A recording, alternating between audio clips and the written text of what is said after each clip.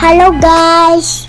Yo, what's up mga bro? So, nandito na naman po tayo mga bro, no? So, sinatid na nga pala ni Bro Christian yung mga S-Reds namin, no? So, ito yung mga unang kinuha namin, no? Sa grow out para ma-start na nating mag-groom na, no? Mag-groom natin ng maaga. So, yan ang mga bro. So, ito yung resulta ng breeding namin, no? Wesley Tan strain. So, galing kay John Dave. So bro John Dave, thank you so much. So ito na nga mga bro, medyo stress pa sila pero yan, pasettle natin yan mamaya mga bro, no, sa mga 10 liters at 1.5 yung iba. May kasama din yung dalawang multicolors mga bro at saka isang crown tail, yun city. So yun nga mga bro, no?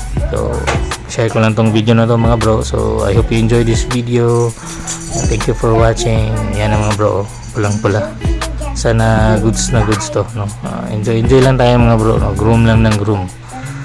So yun, thank you so much for watching mga bro. Adios, and I hope you enjoy this video. Keep safe mga bro as always. Alright, I'm out.